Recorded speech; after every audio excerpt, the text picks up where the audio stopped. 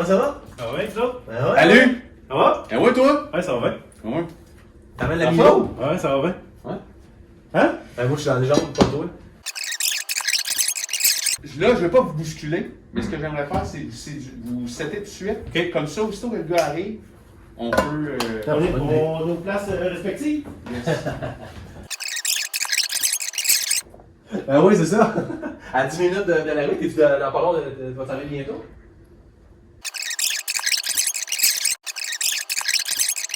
Hey! Salut! Comment ça va? Ça va bien, toi? Ça va très bien. Enchanté en fait. Oui, c'est C'est vrai. jamais vu. Non, absolument. Le coup de collier, ça Il va. faut pouvoir donner une bonne poignée de main à quelqu'un. là. C'est-tu, hein? Pour une première fois en plus, on s'en va.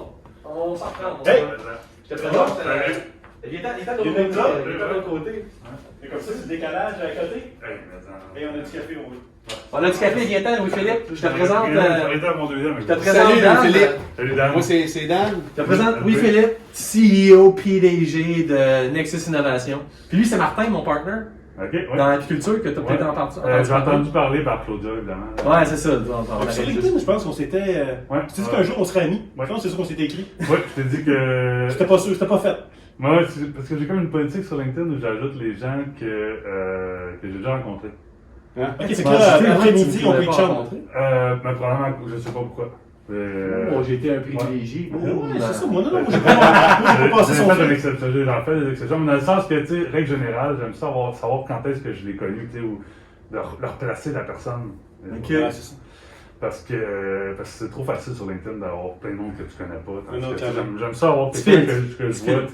Ouais, c'est ça. Moi, Tu sais, quelqu'un me demande, là, c'est pour de la pub, moi je dis oui. Ouais. Les amis, on Ça aime devient ça. un peu ton.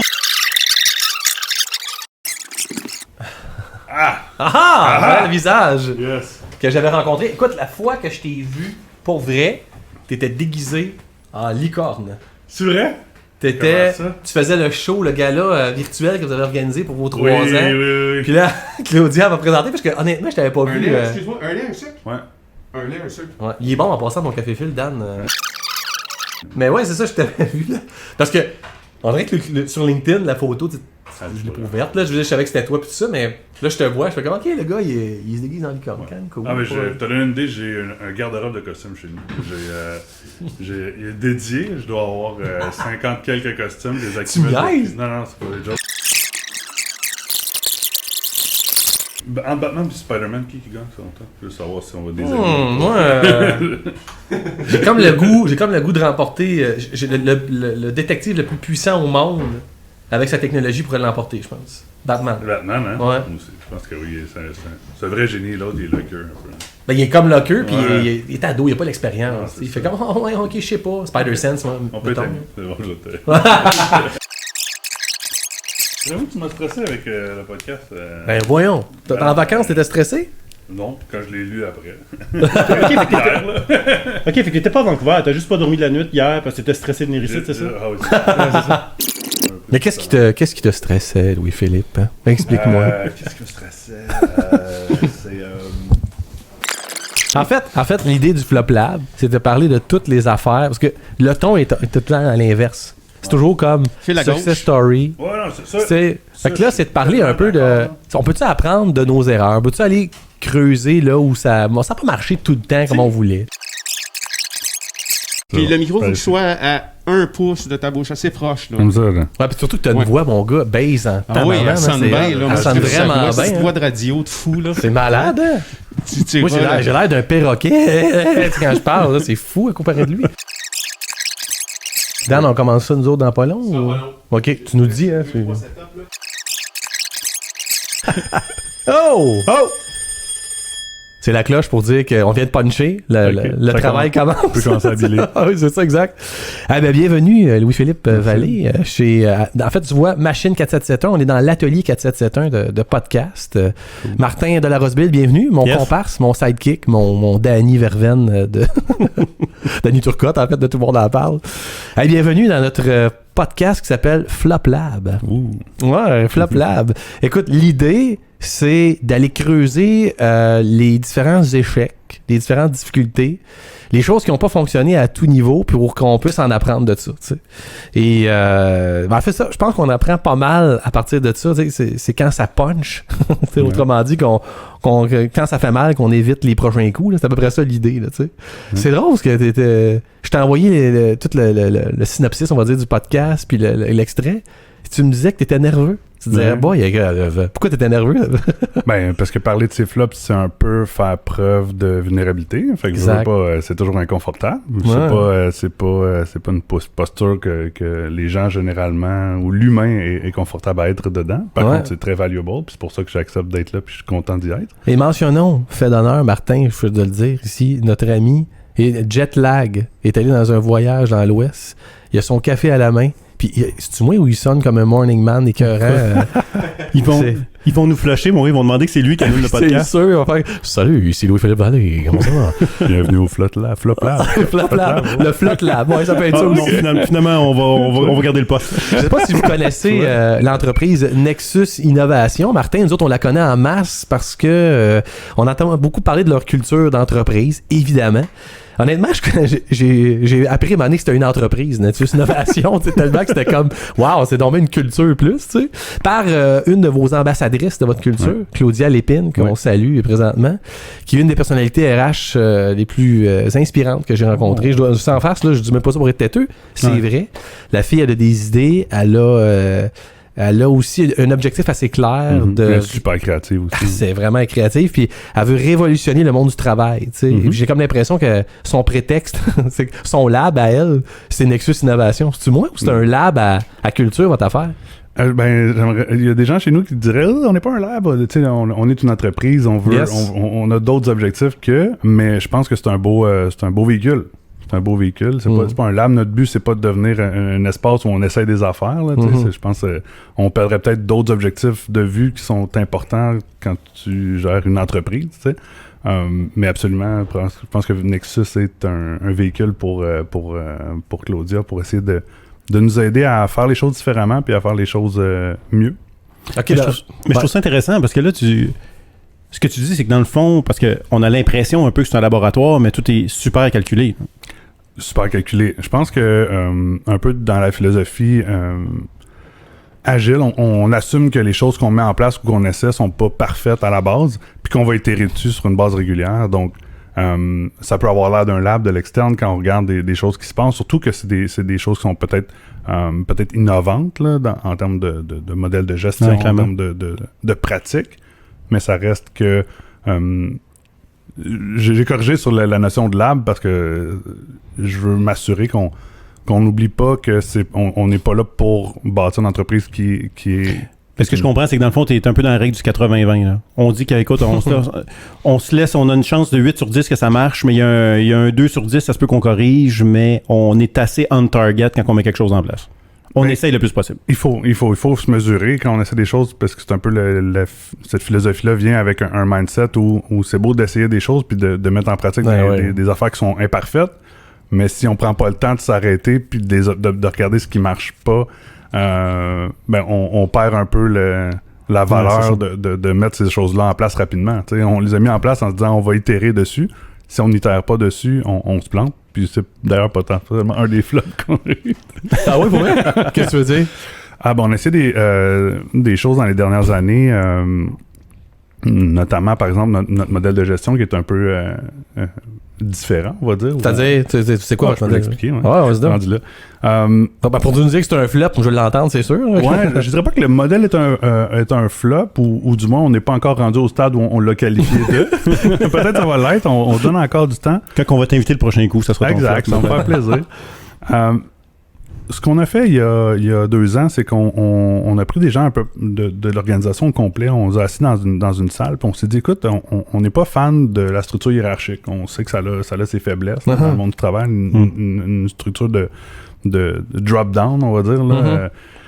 Et puis, on s'est dit, OK, mais si ça, c'est pas ce qu'on veut, on désire pas avoir une structure hiérarchique, tu sais, c'est quoi, là? Parce que ça prend quelque chose quand même. Il faut une structure. Là, il faut une structure, puis il y a des choses qu'une organisation doit gérer. Puis on est sorti de là, ce workshop-là, d'une journée avec des gens de partout dans l'organisation, Puis on est sorti de là en se disant, OK, ben ça prend un alignement stratégique, une vision. Fait que ça prend comme, je sais pas qui, comment ou quoi, mais faut gérer ça. Faut gérer, nous, notre entreprise de service en consultation. Ça prend une gestion des assignations, des opérations, qui va sur quel projet, quand, comment. Ça prend une gestion de carrière. Puis quand je parle de gestion de carrière, c'est chez nous ou ailleurs. C'est-à-dire, peut-être que c'est plus la bonne place. Mais c'est vrai, être à l'aise qu'il nous quitte, mais pour de meilleures raisons. Exact. Peut-être qu'on t'accompagne dans un autre défi, donc dans ton prochain défi, parce que ça marche pas ici, mais ça reste de la gestion de carrière pour nous. Puis honnêtement, je pense que c'est être honnête avec ton industrie, là. Oui, c'est comme à un moment donné, on a des programmeurs, on a du monde qui arrive, mais à quelque part, on est un tremplin souvent, puis bon, il y en a qui vont rester toute leur vie, il y en a qui vont passer par nous autres pour atteindre un nouveau défi, fait qu'on est mieux de vivre la transition puis de la gérer, que ça se passe bien, que de la subir, puis qu'on se fait surprendre par des gens qui partent clés puis qui nous mettent dans le trouble. Oui, absolument. Mais souvent, ton univers est unique, parce que ton univers, c'est celui des IT, celui des techniciens informatiques, celui des gens qui font cette gestion-là, de services de consultation. C'est un univers où c'est plus facile de se poser cette question-là. Tu sais, je suis un taulier ou un soudeur dans une manufacture, puis je me dis, la hiérarchie, c'est fini. Je m'en vais vers l'holacratie ou whatever, ce que vous avez choisi. Plus difficile. On dirait que ton univers, il le permet plus, tu moins, ou c'est plus facile de ton bord, finalement, là? Est-ce que c'est plus facile dans le monde des TI que dans d'autres types d'organisations? Je pense que non. En fait, quand on regarde la littérature sur ces types d'organisations-là, peut-être libérées ou choses comme ça, on voit qu'il y en a beaucoup qui touchent pas les TI nécessairement. Puis je dis il y en a beaucoup, mais je pense pas que c'est mainstream encore là, de se dire que ces organisations-là ou ces types d'organisations-là sont connues. La preuve, même moi, j'ai de la misère à en trouver pour échanger sur qu'est-ce qui marche pas ou qu'est-ce qui va bien dans ce type de structure-là. T'sais. Dans ton secteur, là, trouver du monde pour leur discuter de même ça. Même si c'était pas dans mon secteur, je serais heureux de pouvoir partager avec quelqu'un, de dire, OK, mais toi aussi, tu combats un peu ces modèles hiérarchiques-là, ou peut-être de différents, là, comme l'armée ou l'église, dans laquelle il y a comme quelque chose où l'uniforme est important. Nous, oui, je pense que le domaine des TI est peut-être particulier parce qu'on est déjà dans une structure où les gens s'attendent à avoir plus d'impact. Les gens ont des désirs plus importants qu'on doit assouvir parce qu'il y a une pénurie. Puis tu sais, honnêtement, je surfe un peu sur ce que tu dis. On a l'impression que c'est plus facile dans cette industrie-là, mais il faut pas oublier que probablement que la personne qui travaille pour toi est au courant de ce qui se passe à Silicon Valley, puis bon, elle a des attentes à un moment donné de l'industrie qui est peut-être plus publicisée, mettons, là. Fait que, à quelque part, moi, ma gang, avec ma business de cartouche d'encre, ils n'ont pas nécessairement d'attente, puis quand ils tapent culture, industrie de la cartouche d'encre, il n'y a pas grand-chose qui sort sur Google. Fait que ce qui fait que avoir de l'impact sur eux est peut-être plus simple que tu tapes culture, TI ou dans cet univers-là. J'ai l'impression qu'il y a plus de matériel. Fait que ce qui fait que les attentes de ton public sont différentes, là, tu sais. J'ai l'impression que faut que tu cohabites avec ça. Là. C'est sûr et certain, ils ont des amis. Là. Il y a peut-être un ami, lui, qui travaille chez Google à quelque part. Puis oui, c'est le même, nous, c'est le même, nous, c'est le même. Ça devrait être de même chez vous aussi. Attends une minute, là. On n'est pas Google. Finalement, ça a été quoi ton micro-flop, là, on dit ça comme ça, du système de gouvernance où tu étais parti? C'est ça. Ouais, mettons, je le finis rapidement. Là, le dernier qui restait, c'était la rémunération. Fait que faut gérer la rémunération. Parce que ça reste gestion de carrière, rémunération, tu avais... assignation et vision stratégique. Ah bon, vous avez vraiment décortiqué votre affaire. On a décortiqué les besoins de gestion d'une entreprise. Ouais, c'est bon. Puis après ça, si on est capable de répondre à ces besoins de gestion-là, on va croire que le modèle peut marcher. C'est intéressant. De rétro-ingénierie, on va dire. Ouais. Puis ce qu'on a fait, c'est qu'on a bâti des équipes qu'on a appelées à l'interne des crews, mais des équipes qui gèrent ces volets-là pour essayer de dire, mais c'est pas une personne. Il faut les voir, moi je les vois un peu comme des organes là, d'un corps humain qui doivent pouvoir opérer indépendamment. De ton foie, si tu as trop bu la veille, à un moment donné, il va commencer à faire quelque chose, puis le cerveau, il a pas dit « Hey, gère ça, là, je t'ai envoyé...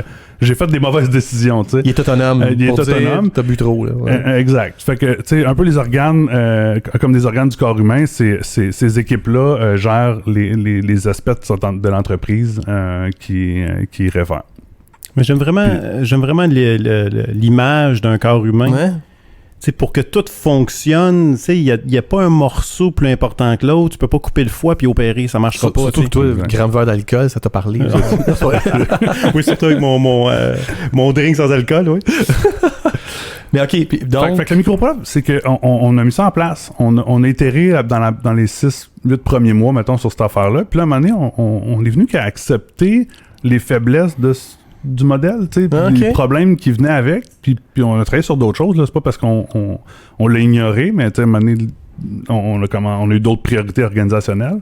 Puis ça a fait en sorte qu'on s'est retrouvé qu'à arrêter d'itérer, arrêter de se poser la question, qu'est-ce qui marche pas dans le modèle? C'est quoi les problématiques? On a des enjeux d'efficience, on a des enjeux de prise de décision. Puis là, on s'est rendu compte, on a fini par accepter ça. Puis je pense que c'est là le flop qui est venu pour nous, c'est que on subit des problèmes qui sont liés au fait qu'on a arrêté d'améliorer la chose. Fait que autrement dit, là, vous avez parti dans une direction. Puis en passant, je trouve ça cool parce que quand tu as rencontré ta gang là, au début, tu as rencontré ton public pour dire écoute, on veut pas une hiérarchie traditionnelle, on veut créer le next big thing dans la gestion, on sait pas à quoi ça va ressembler. Voici ce qui est important de continuer d'opérer dans notre organisation, le reste, comment on le fait. T'es as-tu amené, t'es as-tu inspiré par l'holacratie d'autres modèles ou on est vraiment parti d'une carte blanche puis de dire go, on crée le prochain modèle de gestion au Québec? Bon, on est parti d'une carte blanche, mais on a présenté certains modèles existants au holacratie. On en a parlé, mais chaque modèle, il n'y en a pas de parfait, la solution, elle n'existe pas. Fait que je pense qu'on est parti plus d'une carte blanche que de quelque chose, mais puis on a fini par se rendre compte qu'on s'est rapproché du modèle existant en le faisant. Ah, OK.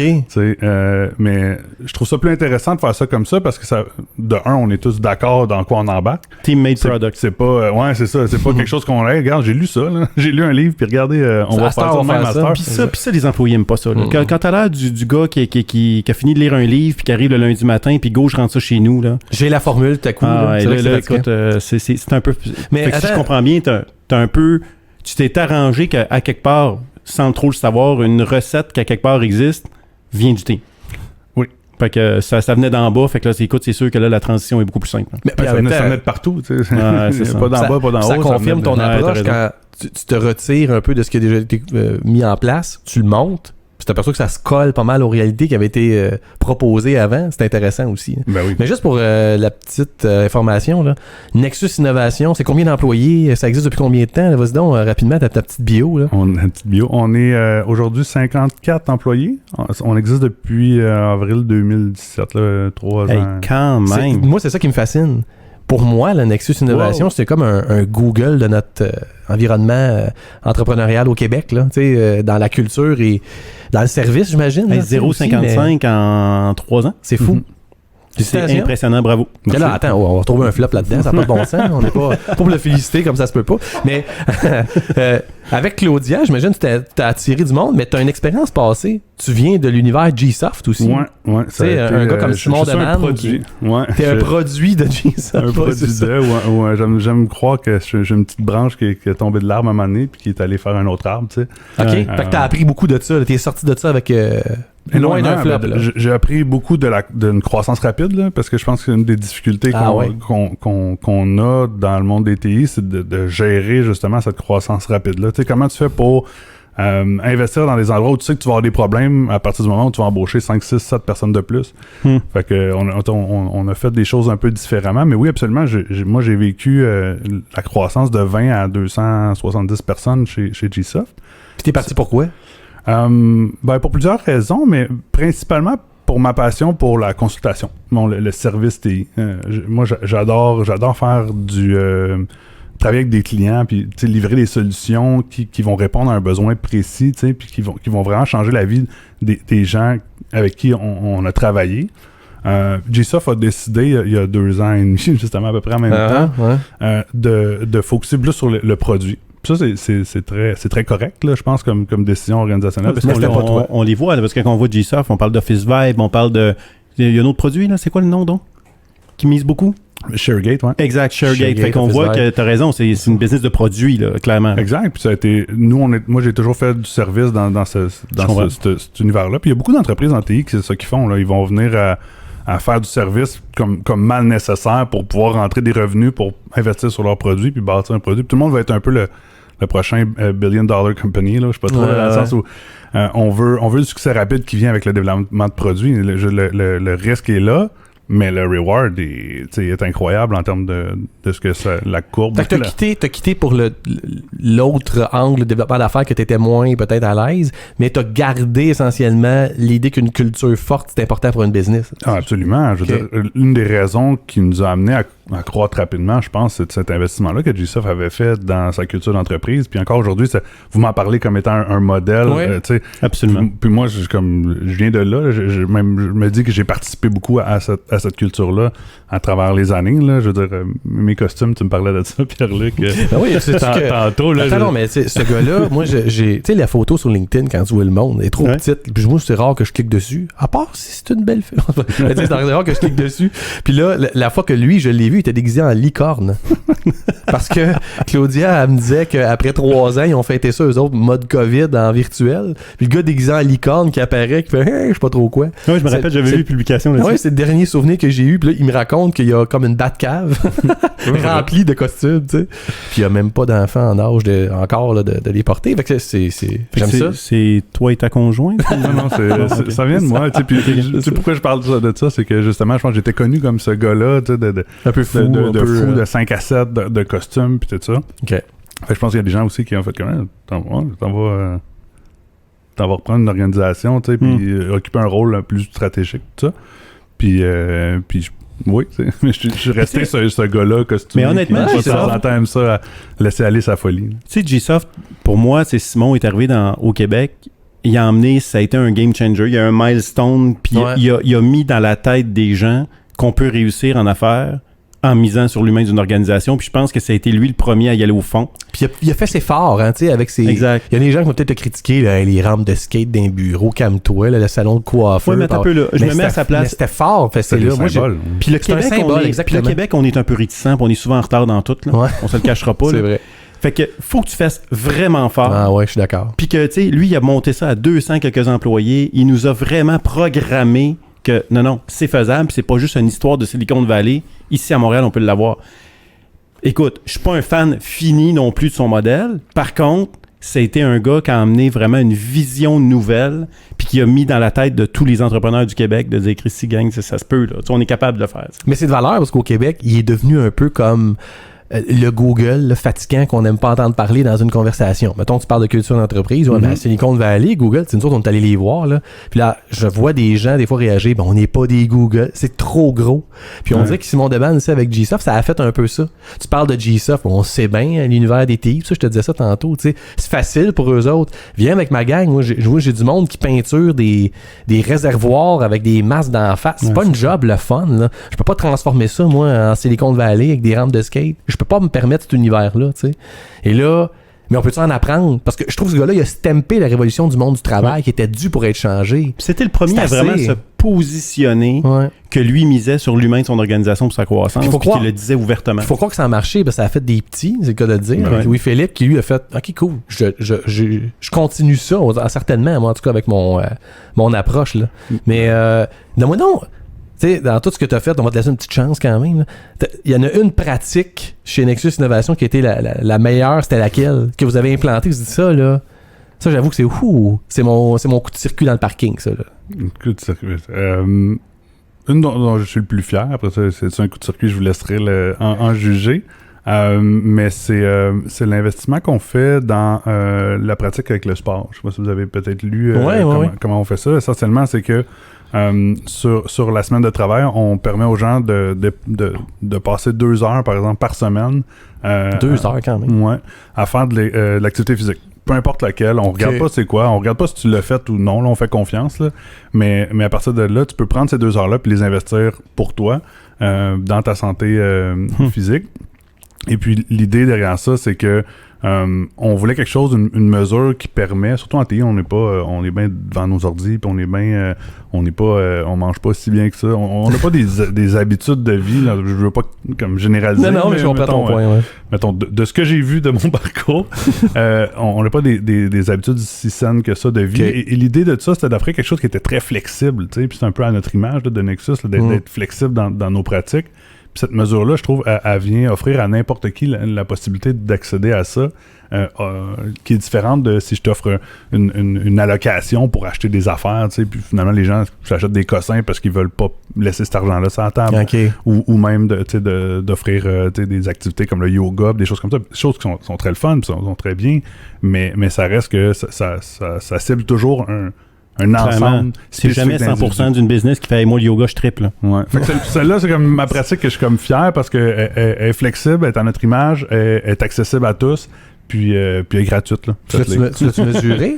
Elle pogne-tu? Es-tu bonne? Oui, on l'a mesuré. J'ai publié l'année passée là, nos statistiques pour la première année de cette pratique-là. Puis, on pense qu'on tourne de 1400 heures là, d'investi. C'est bon. On était, mettons, 30 à cette époque-là. C'est extraordinaire. Ouais. Fait que ce que tu me dis, juste pour le monde qui nous écoute, là, autrement dit, tu laisses 2 heures payées. Ouais. Autrement dit, on te coupe pas sur ta paye. On te micromanage pas non plus, parce que des fois, ça, c'est la gaffe. Là. On dit, hey, on met de la culture, mais on micromanage ta culture. Fait que ta culture, finalement, ça vient lourd, c'est incroyable. T'es allé t'entraîner, là? Fait que, t'es combien de temps? c'est ça. Amène-moi ta facture, puis amène-moi ci. Là, fait que toi, tu dis, gars, je fais confiance à mon monde. Ouais. Mais si tu pars prendre soin de ta santé, parce que nous autres, on est un petit peu stagnants dans notre type de travail devant notre ordi, ben écoute, je te paye ton heure, puis je t'achète pas avec ça. Ben, C'est très cool. On va même plus loin que ça. Oh. Parce que l'idée derrière ça, c'est que tu en profites de cet avantage-là. Tu sais, plus tu en profites, plus je pense que l'organisation gagne parce qu'au final, t'es mieux dans ta peau, t'es plus heureux, c'est du temps qui t'appartient, puis ça fait du bien là, pour l'avoir essayé et utilisé. Fait que ce qu'on dit, c'est que tu peux même aller au-delà de... Tu peux accumuler du temps avec ça. OK. Parce qu'au final, si tu fais ta semaine au complet puis que tu fais 2 heures de sport en plus, mais you know what, tu le reprendras en vacances aussi. C'est dans le sens où... Fait que tu peux banker en faisant du sport. Ouais. Quand même. C'est très Pourquoi cool. pas? Parce qu'au final, tu sais, on croit en la valeur de le faire, pas Trop fort. parce qu'au final, que tu le prennes plus tard ou là, ça revient au même, nous, le bénéfice est acquis. Puis toi, Bon. tu veux que ta gang bouge. Ben, c'est, À long terme, tu gagnes. Ben, c'est ça, un peu je pense qu'ils sédentaire. devraient, pour eux, vouloir Ben oui, bouger. clairement, là. là, Moi, comme organisation, on peut pas les forcer à rien. Le mieux qu'on peut faire, c'est mettre en place des pratiques comme ça ou des éléments qui vont autoriser ou permettre ces bonnes habitudes. Puis honnêtement, je trouve ça bon parce que, tu sais, puis écoute, j'ai rien contre le yoga ou quelque chose comme ça, mais, Oui, tu reviens mais là-dessus. t'as fais attention. raison. Mais j'aime pas le yoga. Il dit enfin. Écoute, je n'ai jamais fait. Là, avec, en tout cas, peut-être que Éditorial je de triperais Martin, là-dessus, je mais- n'aime pas le yoga. Ça sort sur le lundi. là. Mais ce que je veux dire, c'est que comme tu arrives, tu imposes une pratique, il y a un coach de quelque chose, tu vas tout le temps aller chercher un faible pourcentage qui vont triper, une gang qui vont y aller parce qu'ils sont obligés, mais ça ne devient pas nécessairement un outil de mobilisation. Tu vas faire triper 10% de ton staff. Toi, ce qui est le fun, c'est que tu marches, que tu fais du vélo, que tu vas jouer au basketball, que tu vas t'entraîner au gym. Ça te laisse une flexibilité là-dedans de faire ce qui te fait triper. Puis, moi, j'aimerais t'amener à une question parce que la culture américaine puis la culture canadienne est très différente, surtout québécoise là-dedans. Souvent, les entreprises vont chercher à garder leur staff au bureau. Ils vont mettre des affaires pour que tu restes après la job. Tu joues au ping-pong, tu fais des affaires comme ça, tu restes au travail. Moi, mon feeling, tu me diras ce que tu en penses, les Américains, dans leur culture à eux, le travail a un niveau d'importance parce qu'ils vont être plus près de leur business. Au Québec, ce qu'on veut, c'est sortir, arriver chez nous le plus vite possible, profiter de notre famille, travailler. Les produits de mobilisation où je te laisse, go, va-t'en, là, mais je vais t'encadrer dans quelque chose, puis je vais te supporter dans quelque chose de personnel, mais je cherche pas à te tenir au bureau à 4 heures le soir. On dirait qu'au Québec, c'est ça qui marche. Qu'est-ce que t'en penses, toi? Comparer la façon de gérer le temps ou les heures États-Unis, Québec, j'ai peut-être pas assez d'expérience pour le faire. Par contre, je pense que, mettons, je me prends moi, tu sais, puis je me considère, puis longtemps, je me suis dit que j'étais pas un millénial, mais malheureusement, j'en suis l'admets. un. Moi aussi. Ouais, J'étais un 40 ans, j'ai 40 ans, mais je suis millénial à côté. Ouais. fait que je pense que, oui, je pense que notre mindset est en train d'évoluer vers quelque chose qui est une ligne qui est plus floue entre le travail puis la vie personnelle, puis on veut pouvoir la gérer comme qu'on veut, tu sais. Ouais.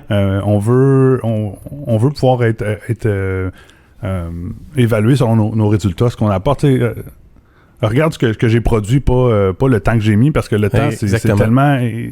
C'est pas pertinent quand la valeur de ce que tu me demandes de livrer est là. Tu sais. La valeur est plus importante que les heures. Ouais. Ouais, puis je Mais pense ça, que- c'est pas évident dans bien des business, là. Ce que tu dis là, moi, je le constate, c'est un clash même qui est très difficile à opérer. Puis ce changement-là, en disant, OK, gang, à cette heure, on punchera plus, on gardera plus vos heures que vous avez investies, mais on va regarder la valeur de ce que vous avez fait, là. Ouh, tu sais, il faut accompagner le monde là-dedans. Ben, c'est parce qu'on n'est pas structuré comme ça. On n'est pas structuré pour mesurer des livrables dans la plupart des modèles. Ouais. Fait que ce qui fait que si je suis pas outillé pour mesurer ton livrable, la seule façon, c'est en punchant et en mesurant tes temps que tu es sur le plancher. Mais je crois qu'il va... Ben, d'ailleurs, il y a des produits qui commencent à embarquer dans nos organisations qui nous permet de mesurer la performance du livrable de quelqu'un, peu importe le temps que tu as pris pour le faire. Au final, pour l'organisation, ça change absolument rien. Que tu l'as fait de nuit, de jour, que toi, tu as été capable de le rentrer en 3 heures versus en 8 heures parce que tu l'as fait dans ton temps libre, mais on a livré le même nombre, tu sais, on mettrait notre livrable dans une chaudière, on a rempli la chaudière au même niveau pour l'entreprise. Au niveau d'impact financier, ça n'a pas bougé. Mais il faut intégrer des bons outils. Mais là, tu m'amènes sur un sujet, là, on est là qu'on glorifie la flexibilité. Ce nouveau mot trend qui va super bien à toutes les cultures. Puis on a le goût de l'appliquer. Je vais t'avouer que je l'aime bien aussi. On veut devenir agile, flexible, mais c'est-tu trop? Tu sais, il me semble que maintenant, jusqu'où on va avec la flexibilité, parce que maintenant, ça se peut pas. Il faut quand même garder tu l'as dit, là, t'as bien beau offrir à cette heure un nouveau système de gestion. Mais attends une minute, il faut faire une gestion de carrière, une bonne rémunération. On revient. Notre flexibilité, elle doit être encadrée au final. C'est-tu moi ou. Comment vous êtes débrouillé avec ça?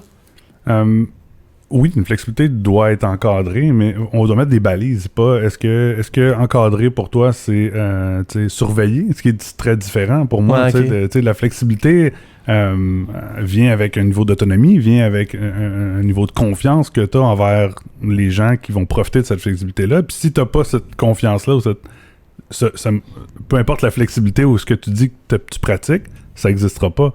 Si c'est pas vrai que je te laisse flexible de faire les heures que tu veux, quand tu veux dans la journée, je vais toujours être en train de te surveiller, puis au final, tu profites pas tant de cette flexibilité-là. Parce que derrière ton mot flexible, ce que j'entends souvent, finalement, c'est confiance. Pour toi, c'est OK, quasiment en plus. Là. Mais comment tu mesures... Parce que, mettons, là, moi, je me mets, là, OK, j'ai 100 employés, je décide de faire plus confiance à mon équipe. Mais comment tu mets tes balises, puis comment tu mesures la personne qui a dépassé la balise, puis comment tu intègres le programme de correction de respecter ta balise versus à un moment donné, c'est terminé, je dois te mettre à pied. Comment vous faites, en respectant la flexibilité de l'entreprise, de mettre une source de contrôle qui permet de mesurer lui qui dépasse trop ou lui qui... Comment tu fais pour trier ça? D'un point de vue individuel? Individuel. Je ne suis pas un fan. Je pense qu'on n'est pas fan chez Nexus de regarder d'un point de vue individuel. Okay. Au final... T'es à l'aise qu'il y en a un qui dépasse. Qui dépasse. Mais la balise. Mettons, la balise est là. Il y en a un que de temps en temps, il va plus loin que la moyenne. Mais si globalement, l'équipe respecte les balises, tu vas être à l'aise avec ça. D'un point de vue, ce qu'on regarde comme organisation, nous, ça va être beaucoup plus les objectifs, les targets d'équipe. Je pense, par exemple, nous, on fait des projets TI avec des clients. Fait qu'au final... Dans une équipe, il y a toujours des hauts, des bas, des gens qui en prennent plus, des gens qui en prennent moins, puis ça se rebalance. Mais au final, est-ce que le client a été servi de ça? La vraie mesure de performance d'une équipe de développement logiciel, c'est un peu son output d'équipe. T'sais. Je te suis. C'est pas vrai que de regarder une personne dans l'équipe et de dire « Hey, l'équipe va pas bien, c'est probablement grâce à cause de toi. » Ou l'inverse, tu sais, a une chance que lui est là parce que c'est pas sain pour une équipe, tu sais, d'être aussi fondé sur une seule personne. Puis c'est pour ça qu'on a aboli un peu le rôle de, tu sais, en TI, il y a souvent le rôle de team lead, ce genre de choses-là. On a enlevé ça chez nous parce que ça donne une impression que c'est ça, tu sais, comme c'est lui un peu qui a l'imputabilité ou qui va prendre la décision finale, tu sais, c'est notre lead quand au final on veut ce qu'on appelle des lead of full team, là, dans le sens où ce qu'on veut, c'est que chacun profite de ses expertises à lui puis apporte à la table à un moment précis, parce que ton team lead, là, il n'est pas toujours le meilleur pour prendre toutes les décisions. Mais ça prend quelqu'un qui fait un call. Tu sais, quelqu'un qui tranche, en fait. Sinon, c'est une gang qui s'astine autour d'une table, non? Ben, je pense qu'il y a toujours façon d'arriver à un... Puis on tranchera si besoin de trancher arrive, là, mais dans le sens, dans une équipe de développement, ils doivent pouvoir s'entendre sur comment on adresse les choses. Là. Fait que toi, ce que je comprends, tes crews, comme tu as dit tantôt, c'est une gang réunie. Ils discutent entre eux comment qu'on devrait faire. Il n'y a pas personne qui devient la référence ou le pôle pour dire on fait ça. Là. Mais je pense que ça m'amène à un autre flop. Ça, tu sais. C'est bon, ça. Ce processus décisionnel-là, Oui. ça reste quelque chose qu'on doit clarifier. Ok. Je suis là-dedans présentement. C'est mon objectif d'ici la fin de l'année, c'est de clarifier un peu comment on se permet de prendre des décisions, tu sais, puis comment on se permet de trancher. Ouais. Puis je pense que c'est pas quelque chose qui va arriver. Voici la personne. J'ai pas envie de dire voici la personne Ouais, qui va c'est trancher. ça. J'ai Ouais. envie qu'on se mette en place des pratiques qui nous permettent de savoir comment on va trancher sur des décisions. Tu sais, puis peut-être en fonction de Puis j'imagine. Mais là, on tu en vis une parlait en croissance. matin, Martin, Ben oui. de ça. Parce qu'on Exact. accompagne des clients, tu sais, on t'aidera si tu veux. On accompagne des clients pour ce genre d'affaires-là. Il y a du monde qui nous approche, qui ont une hiérarchie traditionnelle. Ils devraient un peu plus s'en libérer.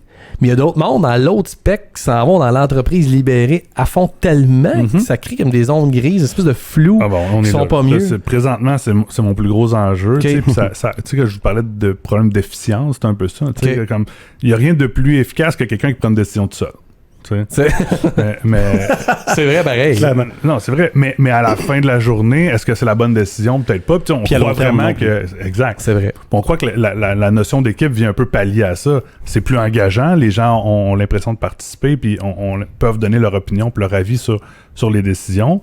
Mais maintenant, à un moment donné, il faut que la décision se prenne. Puis c'est un peu ça qui est Mais moi, j'aimerais ça qu'on l'inconfort. challenge ça, cette affaire-là. Parce Ouais. qu'honnêtement, j'ai pas la réponse. Pierre-Luc l'a pas. Non, c'est ça. Puis honnêtement, on travaille avec une équipe extraordinaire. Une mot-à-dit de belle business est à la même place que toi.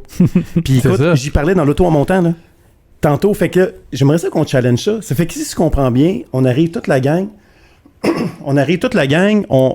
on comprend l'idée d'un crew. Ça, j'achète ce bout-là. C'est incroyable. On lance des idées sur la table. On est capable de faire un premier filtre. Mais moi, je me mets dans la peau d'une entreprise. Comme toi, tu es en pleine croissance. À un moment donné, ça va arriver. On achète-tu tel logiciel? Ça coûte 200 000 $. Là, c'est un grand investissement. Là, il y en a un qui doit décider ou comment on y arrive pour décider. On prend-tu ce logiciel-là à 150 000 ou on prend l'autre à 200 000? On a du monde qui a des pour et des contre parce que c'est rarement, dans cet univers-là, c'est rarement noir ou blanc. Comment on fait pour trancher? Mais attends, pour aider à répondre à ta question, c'est où est-ce que ça a floppé? C'est-tu dans les opérations quotidiennes ou c'est les grandes décisions stratégiques, tu sais, aussi?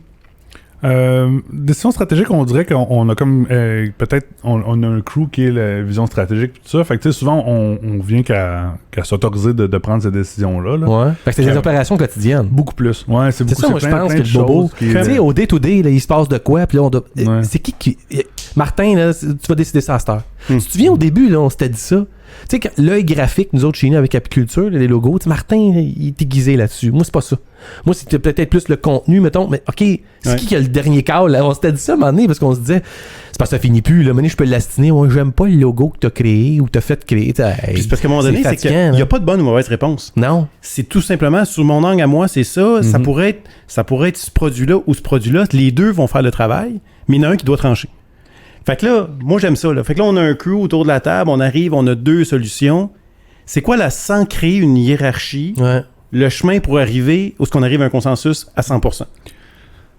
J'ai une vision là-dessus, mais Ouais, vas-y donc. je l'ai pas encore partagé à mon équipe, tout ça. Ben, Mais après, voilà, on va en leur parle dire, un nous petit autres. peu, mais Pas dans le, besoin de s'en sens, occuper. dans le sens où c'est pas quelque chose qui est mis en place. Fait qu'on apprend puis on enlève. On jase, Ouais, on jase. on jase, c'est bon. Mais je pense que selon la décision, puis selon qui a soulevé le problème, pourquoi ce serait pas cette personne-là, tu sais, qui drive le show? Au final, moi, je pense qu'on a un enjeu ici, on a un problème sur cette affaire-là. Puis il y a un concept qu'on commence à s'approprier parce qu'on n'est pas encore si bon là-dedans, mais la sollicitation d'avis. C'est-à-dire que au final, si j'ai une décision à prendre sur un sujet, je dois consulter des gens. Il y a des gens que ça va impacter, cette décision-là. Fait que c'est ma responsabilité, si je prends le ownership de cette décision-là, d'aller chercher l'avis des gens concernés. J'aime ça. Non, mais Oh! attends, non, laisse faire la cloche, c'est super bon, là. Mais moi... C'est chien pour Dan, il y avait quelque chose, là. C'est le break chialeux. Ah, c'est le break du chialeux? Oui. Il peut-tu attendre? Attends. OK, fais attendre le chialeux, ce sera pas long. chialer encore plus. Il va pomper, mon gars. On t'explique après le concept, mais Martin, il y a une épiphanie, fait que vas-y. Mais j'aime vraiment l'idée. Par contre, là, le premier flash qui me vient en tête, est-ce que le gars qui lâche le câble ou la fille qui lâche le câble, c'est nécessairement la meilleure personne pour trancher dans la décision finale. Ça va toujours être le cas. Ouais, c'est vrai. Mais il y en a du monde qui sont bons pour chialer, mais de là à répondre à leurs propres besoins ou solutions, pas sûr. Non, mais l'idée, c'est qu'avant de commencer ce processus-là, il faut décider c'est qui le drive. Là, OK, il faut prendre un call. OK, ben, fais tes devoirs essentiellement, puis d'aller chercher. Oui, moi, je fais confiance que n'importe qui serait en mesure de prendre une décision dans la mesure où il a été chercher l'opinion de tout le monde. Parce qu'à partir du moment où tu prends cette décision-là, tu dois être capable de l'expliquer. Tu prends l'ownership de quelque chose, fait que c'est important. Ouais, j'aime en même temps, je veux dire, si tu prends une décision sur un achat de logiciel puis t'as pas parlé à la personne des finances, C'est pas bon. on va jaser. Ouais. Le problème, c'est pas que t'aies pris la décision, que t'aies acheté le logiciel. Pourquoi t'en as pas parlé? C'est que t'as pas parlé aux bonnes personnes, aux gens concernés. Ça implique des dollars, il y a peut-être d'autres initiatives qui sont en cours par rapport à ces affaires-là. Il y a peut-être d'autres outils qui existent dans l'organisation. Fait que le devoir ou la responsabilité que t'as quand tu prends l'ownership d'une décision, puis là, c'est ça, n'importe qui serait en mesure, dans la mesure où t'as fait tes devoirs, n'importe qui pourrait prendre une décision. Mais j'ai déjà des idées là-dessus. Écoute, on va aller voir le chialu, on va revenir là-dessus, mais c'est super Ah, bon. mais on va spinner parce que c'est un sujet de fond hyper important. C'est la pour question toute de l'entraînement. Ouais, vraiment, là, je te dis, Moi, le premier. tu touches à quelque chose qui... tu vas sauver notre vie, mon gars. Moi aussi, je sors d'ici avec une réponse à ça. Je vais avoir valu la Tu vois, peine. ça va être c'est trop réussite notre affaire. C'est supposé être la plave, ça marche pas. Écoute, je t'explique, on se fait interrompre par notre chialeux. C'est la capsule de Martin Godette qui... écoute, laisse-toi aller. Laisse-toi brasser par notre chialeux de façon sympathique. Puis prends une gorgée de café, ça va te faire du bien. Yes. Tu le regardes quelque part ou... Oui, tu peux regarder là, excuse. Il est là, notre chialeux. Martin, Pierre-Luc, c'est en direct de mes vacances que je vous offre cette chronique du chialeux que j'intitulerai « The One That Got Away ». Le classique, la personne qui travaille dans une grande firme et qui décide un jour de voler de ses propres ailes pour, bien sûr, fonder une entreprise sur laquelle, avec des principes sur lesquels vous ne serez pas un numéro, nous vous accompagnerons dans votre projet, nous serons une extension de votre entreprise, concentrez-vous sur ce que vous faites le mieux. Pour souvent, mon expérience, parce que j'ai ceci de particulier que je viens du monde des TI pendant 20 quelques années, pour souvent se rendre compte que, bien sûr, malgré le saupoudrage de Googleisation des bureaux à air ouverte et des salles de conférences multimédia et du monde qui travaille assis à terre, bien souvent, au final de ce que j'ai, mon expérience à moi, je ne prétends pas que c'est le cas ici, souvent on en arrive à une shop d'impartition, des gros shops de toute façon, particulièrement peut-être dans les domaines qui nous occupent présentement, si on parle de SharePoint, de logiciels de collaboration, d'intégration dans le nuage et ces choses-là, bien sûr. Donc, est-ce que, et c'est un peu la thématique de ce dans quoi je trempe ces jours-ci, c'est-à-dire, est-ce que c'est le contenant qu'on est en train de réinventer plutôt que le contenu? Quand même, hein? C'est une bonne réflexion. Le saupoudrage de Googleisation. Ouais, j'adore ça. Ouais, Il est pas bon. fou, notre chialeux, pareil. Hein? Il s'exprime bien, hein? Ouais, il a fait ses classes. Il a dû répéter 2-3 fois. C'est ça, il est Comment tu réagis à notre chialeux? Qu'est-ce qu'il a dit? Mais il a raison, puis ça fait partie de notre vision chez Nexus. On veut révolutionner ce monde de la consultation-là pour le rendre plus transparent et plus humain. Parce que c'est trop vrai que la plupart des organisations, c'est de l'impartition, du staff augment, je te prête quelqu'un, puis redonne-moi là quand t'as fini. T'sais. Ah, ok, ouais. Fait que c'est sûr que quand tu fais affaire avec des entreprises ou des business comme ça, et puis qu'après ça, tu saupoudres du l'humain est important. C'est dur parce que le modèle, comme il dit, c'est tu essaies de changer le contenant, mais ton contenu est le même. Ouais. Nous, on essaie de faire un changement aussi au contenu, c'est-à-dire de la façon dans laquelle on bâtit notre offre de service. On essaie au maximum de ne pas avoir de mandat d'une personne seule, par exemple. On va toujours te proposer une équipe de développement qui vient avec un gestionnaire de projet, un coach d'équipe, 2-3 personnes minimum. T'es très team, t'es très crew, il dit Ouais, c'est ça. Puis peut-être que je vais dans un extrême trop, puis ça me cause des enjeux. Bon, on va en parler avec les décisions et tout ça. Ouais. Mais oui, absolument. Puis c'est une de nos valeurs, là, le travail d'équipe. Puis ça se reflète dans ce modèle d'affaires-là qu'on a d'offre de service. Parce que nous, ce qu'on veut, c'est pas de faire du staff augment. J'en fais pas de ça. J'ai un mandat de staff augment. Pour ceux qui ne savent pas, c'est justement c'est la location. Là, excusez ça, moi, je connais pas cette expression-là. C'est par exemple, là, tu vas dans une équipe, dans une organisation, tu vas dire, hey, on pourrait finir notre projet, mais ça nous prendrait comme 1 ou 2 développeurs de plus. On te loue ça. Là, on va embaucher 1 ou 2 développeurs de plus. Puis là, ces gens-là viennent pendant, c'est des mandats de 6 mois. Puis là, tu vas prendre soit des pigistes. C'est de la location humaine. Ouais, c'est ça. Fait que essaie de dire comme, hey, on a une belle culture d'entreprise, mais genre, mon monde, il est comme 6 mois là-bas, 6 mois là. Tu sais, fait que nous, on fait le développement à l'interne. Chez nous, on s'assure qu'il y a un transfert de connaissances à l'interne. Fait qu'il y a raison de dire qu'on peut pas changer juste le contenant, puis pas changer aussi la façon dans laquelle on opère. C'est bon. Puis je trouve ça bon parce que c'est vrai hein, que travail d'équipe, tu sais, écoute, je vais pas te l'enlever, mais t'es pas le premier à mettre ça dans tes valeurs. Mais c'est vrai. Tu peux pas trouver des valeurs originales, toi. Mais c'est ça. Mais c'est pas bon. Crew work, là. Au moins quand tu mets en anglais. Sauf que c'est vrai que, écoute, dans leurs valeurs, par exemple, ils ont travail d'équipe, mais quand t'appelles là, tu parles juste à Caroline, puis il y a juste Caroline qui connaît ton dossier. Puis Caroline s'en va, puis t'es comme moi. Ben, c'est ça. Fait que là, finalement, travail d'équipe, je sais pas où que ça se ressent, mais moi, en tant que customer, je ressens pas du tout de travail d'équipe. Moi, écoute, j'ai un one-stop shop qui s'appelle Caroline, tout se passe là. Mais ce que j'aime, c'est que, c'est que dans ta façon de... Le client a l'impression de faire affaire avec un team. Fait que là, le travail d'équipe, il est vécu au quotidien. Il se passe quelque chose. Puis même moi, en tant que client, tu sais. C'est-tu moi ou le vrai flop d'essayer de développer une culture d'entreprise au Québec, c'est le saupoudrage, de la googlisation aussi? Ouais. Tu l'as-tu vécu? Ben, je l'ai pas vécu, mais je l'observe, tu sais, dans le sens où... On regarde des entreprises qui ont simplement ajouté une table de baby-foot. Là, c'est ça. Ça va tout changer. Pas en tout. C'est pas. C'est tellement core. C'est pour ça que nous, on travaille sur notre modèle de gestion parce que ça part de là. De la façon dans laquelle on travaille, qu'on prend des décisions, la façon dans laquelle on opère, qu'on gère la business, ça reste que ça fait partie de ta culture d'entreprise. Puis une culture d'entreprise, pour moi, c'est pas des objets ou des choses ou juste. C'est un paquet de. C'est un paquet d'éléments qui se passent, les interactions entre les humains, c'est un peu ça qui fonde puis qui forge la culture d'entreprise, puis c'est ça qui est dur à conserver. Mais moi, j'aimerais te poser la question directe, là. Tu as travaillé chez G-Soft, tu as vu, écoute, puis il a pas juste fait des bons, du moins bons, tu sais, ça a été une aventure, c'était un grand laboratoire expérientiel, puis c'est correct. Puis là, toi, ben là, tu sors de cette expérience-là que tu faisais partie des 20 premiers, fait qu'on peut dire que tu fais partie de la gang qui a bâti ce que G-Soft, on les connaît aujourd'hui. Mm-hmm.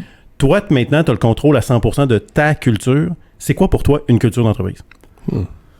Taboire, mon gars, c'est raide, ça. Hein, quand même. Ça, c'est mon moment.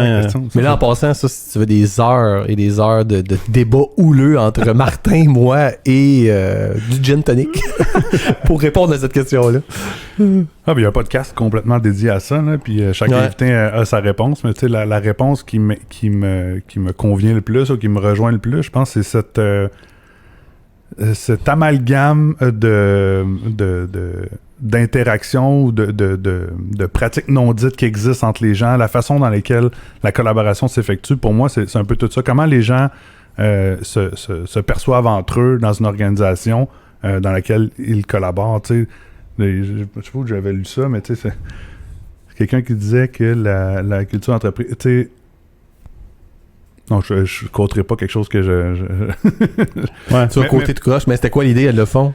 Ben c'est le nombre de mensonges que tu dois effectuer pour faire partie de l'équipe. Tu sais, comme ça définit un peu ton... je dis un peu croche, mais tu sais, dans le sens tu sais, qu'il faut que tu te mentes, tu sais, pour faire partie de la gang. Ouais. C'est un peu malsain ou tout croche. Ouais. Pour moi, la culture d'entreprise, c'est un peu cet amalgame de valeurs qui existent là entre les gens, puis la façon que c'est opéré. Là. Mais t'as raison, en passant, je salue les gars de Culture Inc. J'imagine que tu l'allais là tantôt, parce qu'on va être sûrement invité à aller jaser avec eux autres. Là, oui, Mathieu. Sais, écoute, on y parle l'après-midi, je viens de t'annoncer ça, ils viennent nous écrire. Ok, c'est parfait, ça fait que, tu sais, on jase avec eux autres.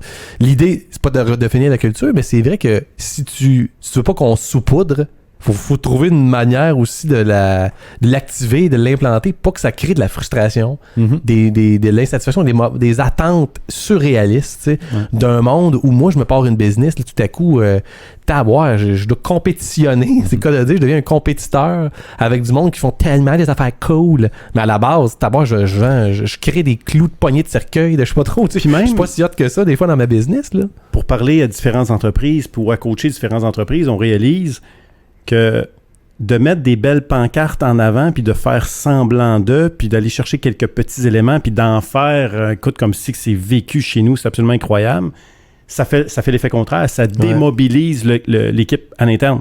Quand ils voient ça passer, ils disent, écoute, c'est pas tant que ça chez nous, là, ils arrêtent, là.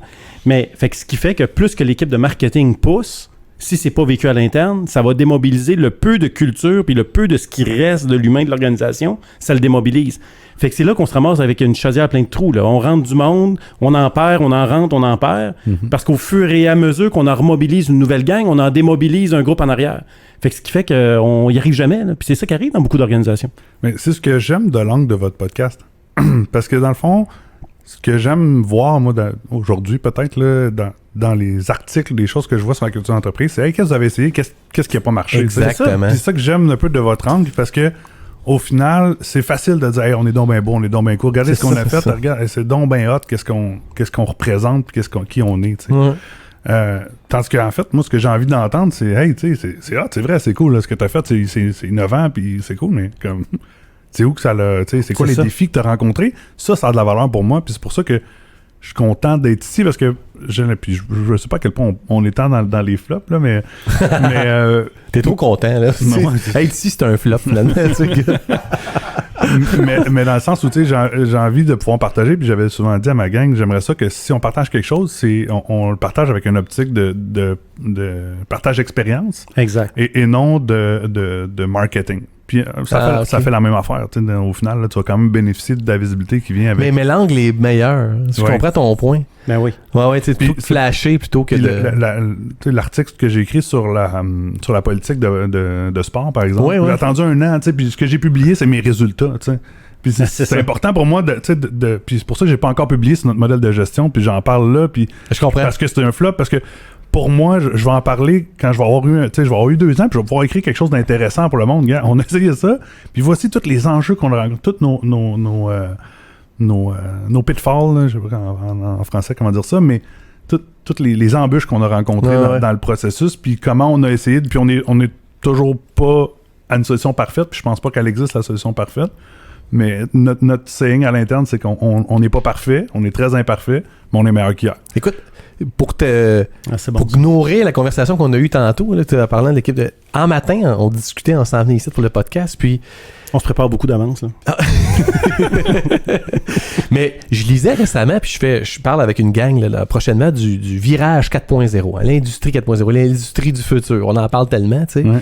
Et ça vient avec tout le monde, l'humain et la technologie, parce que là, on veut surtout pas que, évidemment, la technologie nuise à l'être humain, au contraire. Puis l'équation qu'on voit naturellement, c'est que de toute façon, l'humain va toujours rester, même que c'est ton edge encore plus fort dans la technologie, l'être humain, tu sais. Mais, moi, il y a un mot qui ressortait de la culture 4.0, si on veut l'appeler comme ça, là, dans le futur, c'est le mot connexion.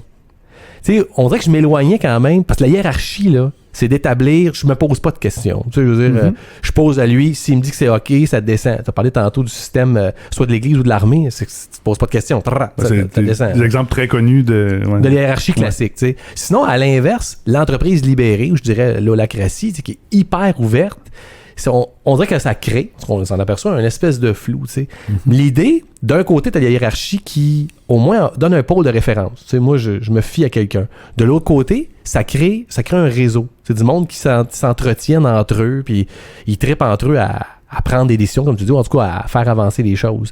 Mais ce qui liait les deux, ce que je m'apercevais, c'était le mot connexion. Il y a comme une connectivité qu'on doit assurer. Dans les deux cas, ça marche. Parce que du côté de la hiérarchie, on dirait qu'entre le monde, ça crée un lien direct pour prendre une décision. Puis de l'autre côté, dans évidemment le réseautage que ça peut créer, tu sais, tes groupes, tes crews, c'est cette idée-là de fond, tu sais. Autrement dit, peu importe où ce que vous allez aller dans votre vision, là, tu sais, dans votre modèle de gestion, comment qu'on va faire pour assurer une vraie connectivité pour avoir une décision la plus efficace. Puis je pense même, tu sais, avant, on disait qu'on avait des équipes de direction. On s'entend-tu que c'est le genre de mot qui va très mal vieillir? Là? C'est vrai. Mais à cette heure, on est rendu avec des équipes de connexion. C'est ça notre but Je sais pas. quand on se lève le matin, On est notre plié. gang, c'est est-ce qu'on génère des connexions dans notre organisation? Ouais. Est-ce qu'on crée des crews qui sont connectés, qui ont des missions claires? Là, il nous reste, on n'a toujours pas réglé notre mot à dit dossier, comment qu'on tranche après. Mais à quelque part, je pense que notre mission au futur, c'est ça. Mais t'as plus de C'est de modèle créer de des business gestion, connectés. t'es rendu qu'un modèle de connexion. T'as plus de gestionnaire, t'as des connecteurs. Ouais, c'est ça. Ben, Juste je- changer je le nom, donne ça fait du bien. Un exemple de ce que vous dites, tu sais, on a...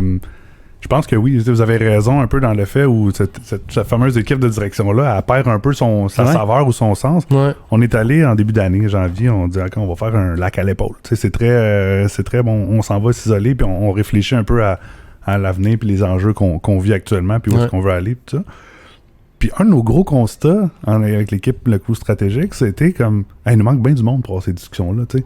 On n'est pas, tu sais, qui c'est qu'on, tu sais, on s'est comme rendu compte, puis on a attaqué d'autres enjeux, puis on a parlé sur, tu sais, on a quand même clarifié notre vision puis notre alignement. Tu sais, il y a quand même une valeur là, de se regrouper, mais pour adresser des enjeux organisationnels, on n'était pas les mieux placés, tu sais. Fait que c'est, je pense qu'il faut laisser un peu, c'est plus organique.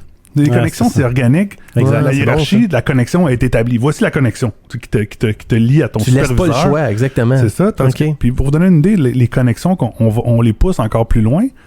Ou à l'interne, quand tu arrives chez Nexus, on te dit, écoute, tu vas choisir ton coach ou ce qui va être le plus proche que tu vas avoir d'un gestionnaire chez nous. Fait que tu vas choisir ton gestionnaire dans l'organisation. On te donne du temps pour rencontrer les gens, pour venir valider le fit. Parce que c'est important, tu sais, souvent on dit que... Attends un peu, là. Choose your manager, c'est quoi ça? Oh, Pick là, attends un one? peu, c'est un peu... Là, ça me fait vraiment triper, là. Moi, j'arrive chez vous. Ouais. Après ça, je vais vous parler d'un flop, parce que sinon, on respecte pas votre Ça, podcast. j'adore ça, tu compenses tout le Qui lie avec temps. ça, Ouais, c'est c'est bon. ça, mais c'est Faut pas que je vous grave. ramène, les gars. Faut pas triper longtemps. Merci de nous ramener dans Faut pas notre triper C'est longtemps. drôle, c'est que je me présente pas assez sur mes problèmes, puis là, je suis comme... Moi, je suis là, vous parlez... Le gars se ramène lui-même dans ses problèmes. Non, mais il J'aimerais veut- ça parler de mon flop. Je suis venu pour ça. C'est ça, il veut juste qu'on règle ses problèmes, il veut pas qu'il nous parle de ses réussites. Tu sais. On est des psychologues, finalement. mais attends un peu. Fait que moi, je m'en vais chez vous. Mais là, attends un peu. Tu évalues un peu mes compétences, puis tu me fais rencontrer divers angles de mes compétences. Non, mais... on a des gens à l'interne qui sont nos coachs. Ça, c'est des gens, tu sais, nos gestionnaires, on va dire, tu sais, gestionnaires de carrière. Tu sais, les gens qui vont être là Ouais. pour t'accompagner dans ton développement de carrière. Parce que c'est à ça que ça sert. Tu nous as parlé tantôt, c'est un de tes crews, là.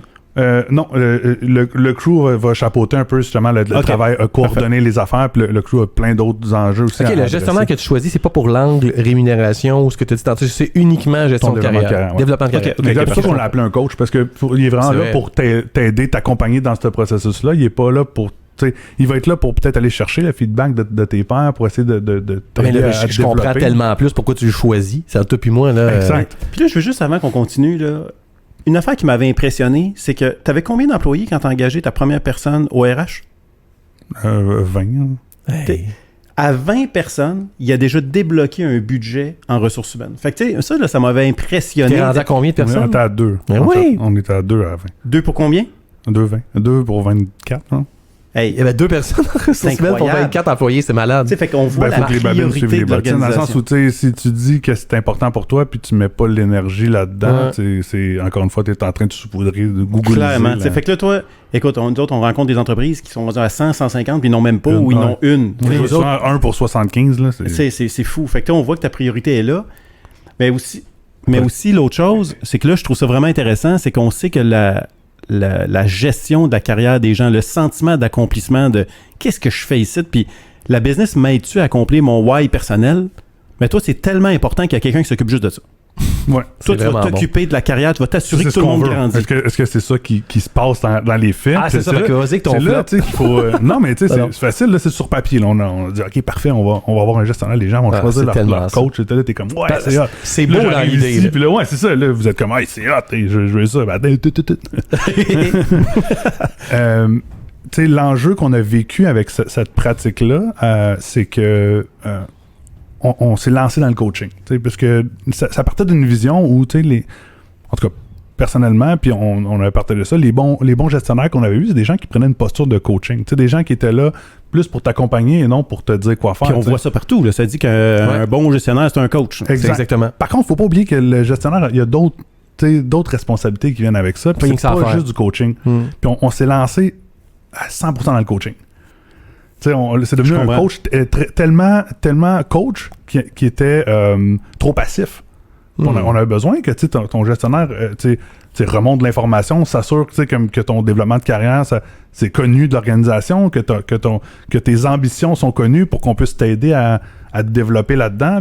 Parce que, veux pas, si le rôle d'un coach purement défini, c'est vraiment juste qu'il est là pour t'aider à cheminer dans ton raisonnement. On va aller à ton rythme. L'important, c'est que tu grandisses. Ça prendra, c'est un peu ça. C'est ça. Sauf que là, nous, on s'est rendu compte, OK, mais là, le coaching, ça a besoin de plus de dents. Dans le sens où nos gestionnaires de carrière, on a décidé de laisser le nom de coach parce qu'on aime ça, ce que ça représente. Par contre, on va venir qu'à essayer de trouver des façons de répondre à d'autres besoins que les gens ont. Les gens, oui, ont besoin d'accompagnement, mais il y a des gens qui ont besoin d'un peu plus de supervision. Puis ils veulent ça, tu sais. Oui. Quand t'es rendu à un certain stade de ta carrière, t'es content d'avoir quelqu'un qui t'aide à cheminer dans ton raisonnement personnel. Quand t'es en début de carrière, des fois, t'as juste besoin de quelqu'un qui te le dit quand ça va pas, qui est plus là pour te mentorer presque. Là. Je t'écoute parler, puis je trouve que la ligne est mince dans... J'engage des employés, je leur veux du bien, je suis dans la bienveillance. J'ai 2 personnes de ressources humaines, tu sais, pour 20 personnes, 24 personnes, c'est malade. Mais j'ai une business à rouler aussi. Puis les gens veulent performer. Tu sais, on dirait qu'il y a comme les deux tout le temps qui chevauchent, puis c'est pas mieux l'un, en tout cas plus l'un que l'autre, si je comprends bien. Non, puis je pense que ça a été notre flop, c'est qu'on est allé trop dans un. Puis pas en bienveillance. C'est ça, on est parti d'un modèle, on veut quitter ça, puis là, on est allé de l'autre bord. OK. Un peu comme, là, je sais pas, en tout cas, tu sais, G-Soft a été beaucoup dans la culture. Oh, puis à un moment donné, a ramené un peu le hockey. T'es un peu là, tu sais, faut balancer, tu sais. Puis je pense des fois t'as besoin d'aller dans un extrême pour créer le clash, puis après ça tu retrouves ton équilibre. Mais nous, tu sais, notre erreur, ça a été peut-être se lancer dans un modèle qui était ben trop beau sur papier. puis pas assez encore une fois tweaker rapidement. T'as raison. Moi, demain, je cherche un coach ou je cherche un gestionnaire pour amener un département à performer. C'est vrai que c'est pas nécessairement le même profil à 100%. Parce que, tu sais, le gars qui est coach très, très, très human, ben lui, l'aspect performance, non. On va aller à son rythme. Caroline a besoin de temps.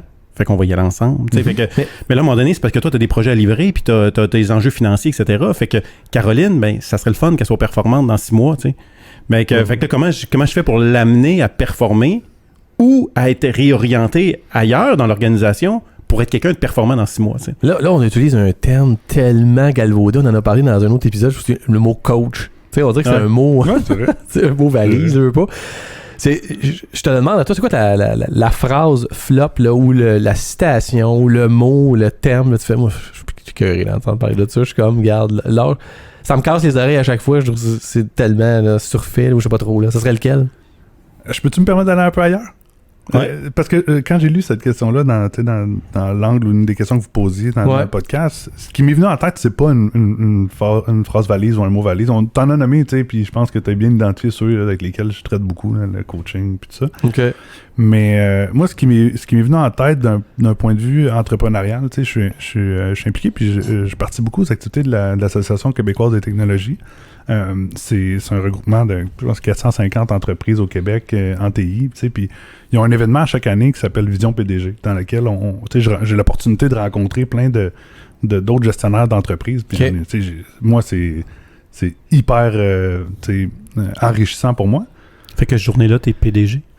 Ouais, cette journée-là, je start. Là, tu sors ton costard? Non. Non, ok.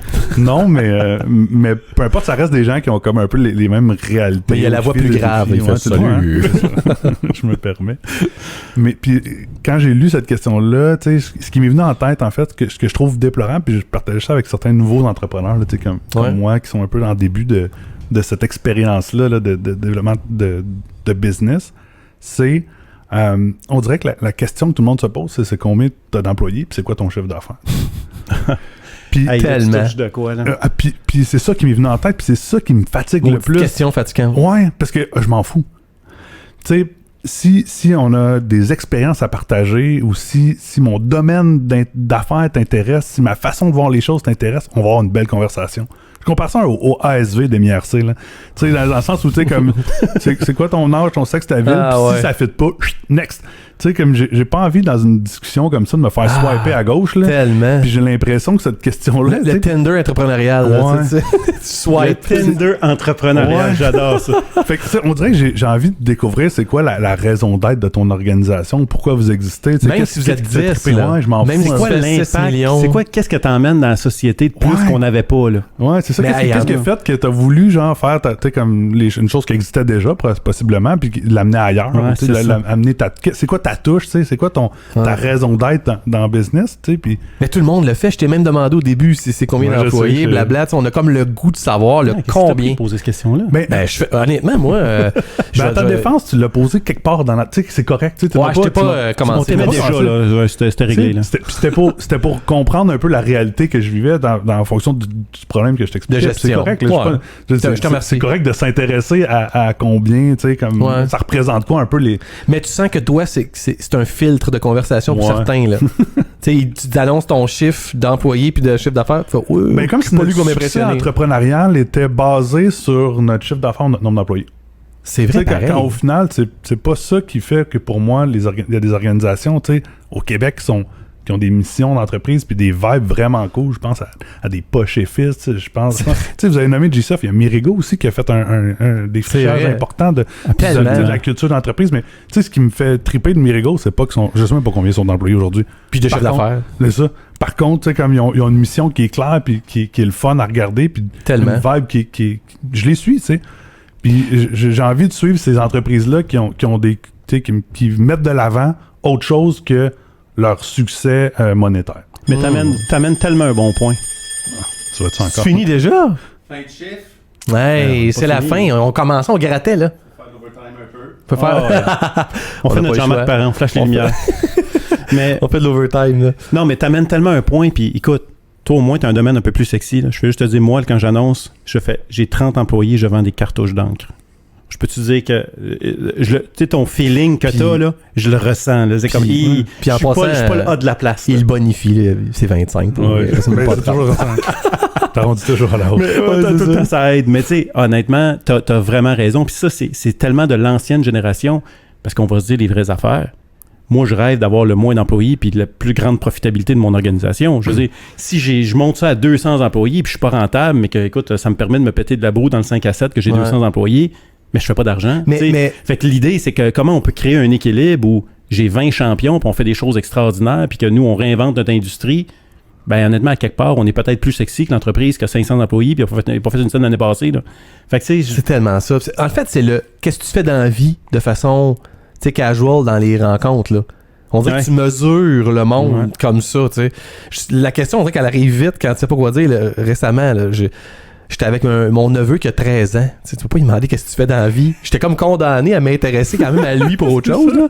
Parce que je sais très bien qu'il vient de rentrer au secondaire. Puis là, je suis pis Charles, ouais, là, je me dis, aïe, aïe. combien d'employés? Combien d'employés? Non, mais tu sais, tu peux pas y dire ce que tu fais dans la vie. Tu étudiant. Honnêtement, c'est un bon exercice que je propose à bien du monde. Là. Laisse faire, là, tu peux t'intéresser. Ah oui, Nexus, qui est cool, c'est bon. Tu sais. Essaie de trouver d'autres questions que la mot t'a dit de questions trop faciles, à la Puis, tu sais, limite. c'est Qui va te permettre d'étiqueter l'autre. c'est tellement hiérarchique. C'est Parce que, vrai. tu sais, honnêtement, c'est parce que si mon Je suis organisation... où, moi, dans la Ben, je suis l'affaire, où, toi? là? Fait que là, Exactement, t'es il y dans a- la jauge, là. il y T'es a où? 50 personnes dans la place, je suis à quel niveau? J'aimerais ça le savoir Exact. parce que ça va...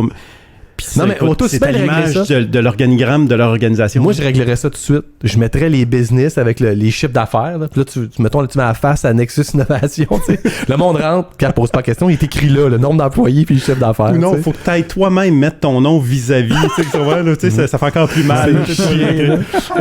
24 employés, 2 millions. Tu vois, comme si t'étais Ben, les gêné de gars, ça, on t'as a bien comme- raison. On a quand même pas réglé. Moi, je veux juste revenir à notre histoire de tantôt, là, Pas de OK. décision. Là, ouais. Moi, là, écoute, On on le a un règle, défi, là, on là. sort ici. Hein? On le règle, là, tu veux régler Ah, ça. mais pas le régler, mais juste qu'il faut avancer un peu, là. Parce que là, tu sais, là, moi, j'ai aimé parce qu'il a amené une piste, là.